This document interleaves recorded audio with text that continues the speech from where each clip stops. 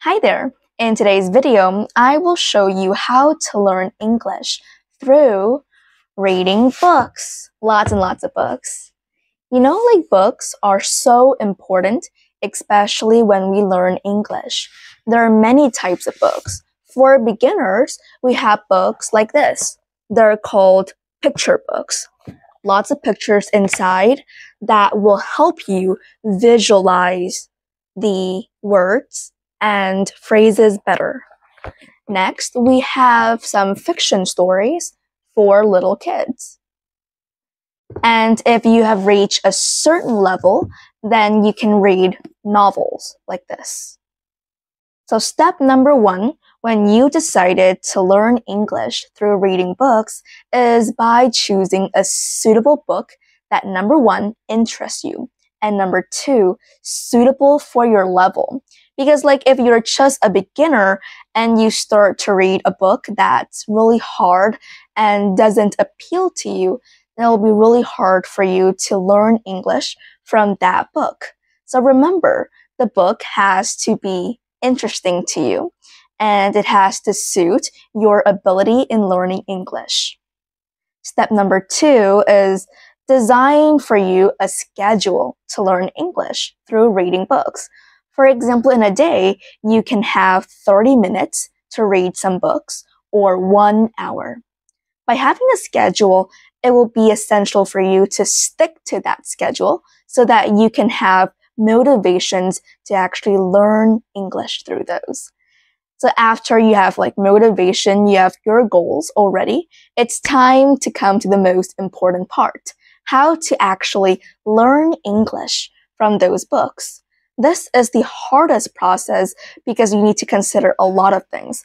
For me, I'm currently reading again this Harry Potter book, and of course, there will definitely be some new phrases or words that I do not quite understand. So what I do, step number 2, is I use a pen to note down some new words or phrases, and I read them aloud. For example, I come across a new term, head for something. Normally, when we just learn that term, it'll be really hard for us to understand what exactly is head for. But in this case, the sentence reads, an hour later, they headed for Flourish and Blots. So before I search the dictionary, I will try to guess the meaning of the word from its context. So I guess that, they go to the Flourish and Blots. And after I try to guess the meaning, it's time for me to search the dictionary and find out the true meaning.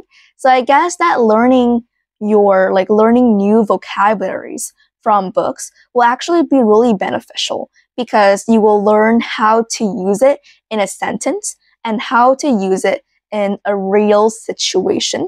And most importantly, you can try to guess the word based on the context, which means that it'll be more likely for you to remember a word when you read it from somewhere instead of just opened a book or a video to learn lots and lots of words from it.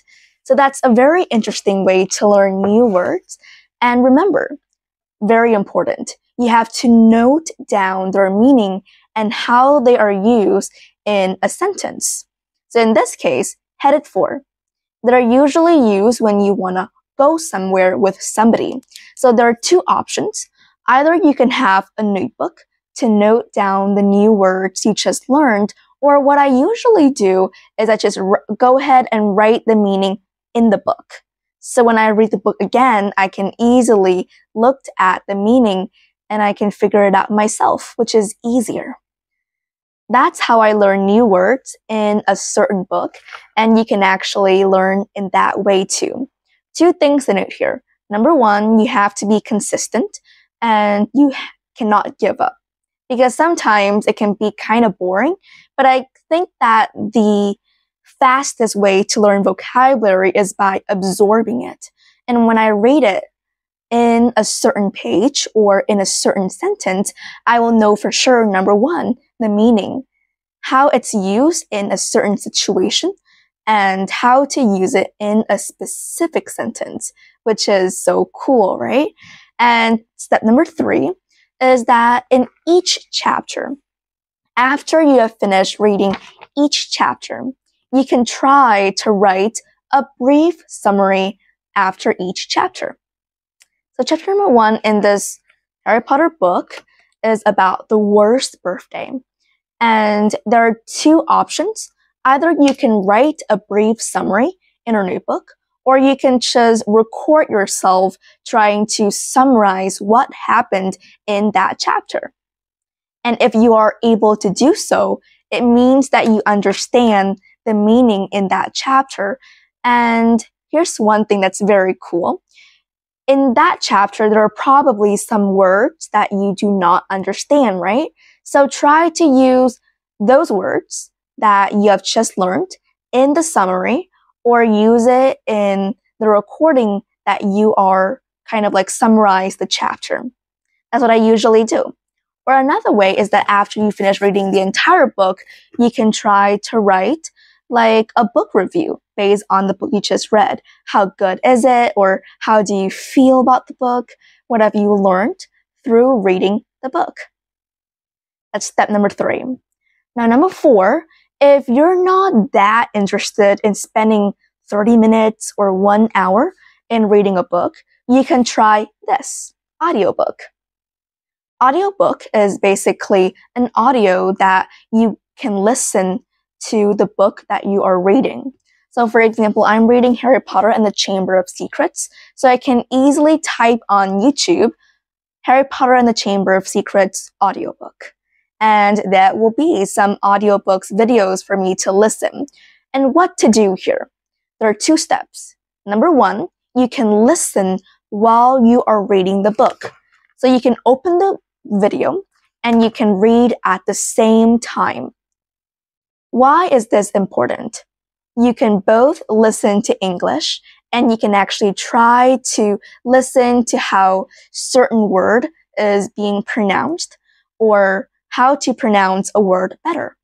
Number 2, you can pause the audiobook and try to repeat again the sentence or some words that you're trying to learn. So audiobook is actually really helpful.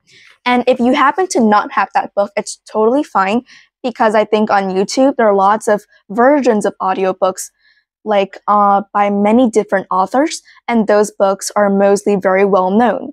So you can try to listen to those audiobooks whenever you want, and you can pause and repeat the sentences so that you can learn learn new things every day through those audiobooks.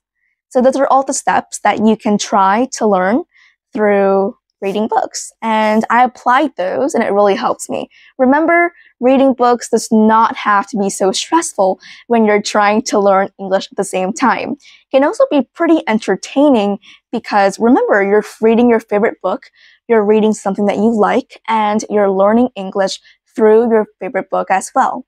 So you can try to apply my tips and see if it works. See ya!